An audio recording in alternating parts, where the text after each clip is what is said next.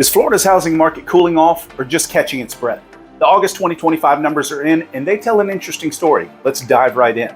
Every month we get a fresh look at how the market is moving, whether homes are selling faster, slower, for more, or for less. And these stats matter, whether you're a buyer, a seller, or just keeping an eye on your property's value.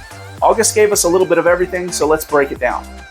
First up, closed sales. Northeast Florida had about 2,300 homes sold in August. That's almost 9% fewer than July and 9% fewer than last August too.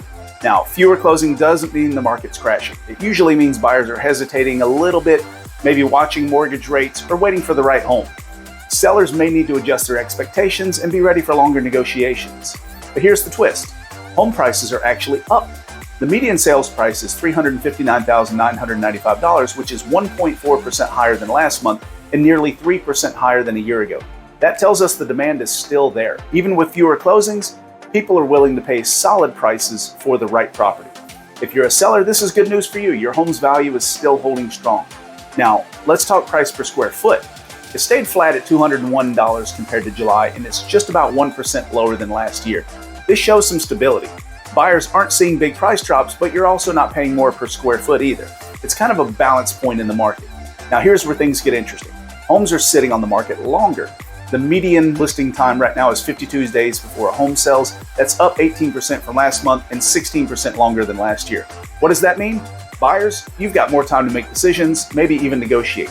Sellers, this is your signal to price competitively, stage well, and be patient. The quick weekend bidding wars we saw in the past years, they're not so common right now. On inventory, we've got about 12,285 homes for sale. That's basically the same as last month, but 7% higher than last year. More inventory gives buyers more choices and helps cool off the intense competition we saw before. But since listings are slowing down, this balance could shift again. And speaking of new listings, only 3,252 homes came on the market in August. That's down almost 10% from July and 7% lower than last year. So while there are plenty of homes available today, fewer fresh options are coming in.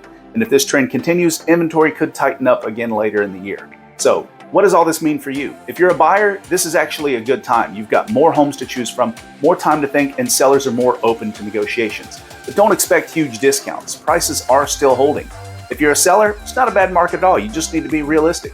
Homes are still selling, values are still kind of climbing, they're holding a little bit steady, but it may take a little bit longer to get to your finish line. So what do you think? Are we heading into a buyer's market, or do sellers still have the upper hand? Drop your thoughts in the comments below. I'd love to hear your take. I'm Eric Landry, your mom's favorite realtor and your Florida real estate resource here for Northeast Florida. I'll be here each month breaking down the numbers, so follow along if you want to stay ahead in this market. Have a great day.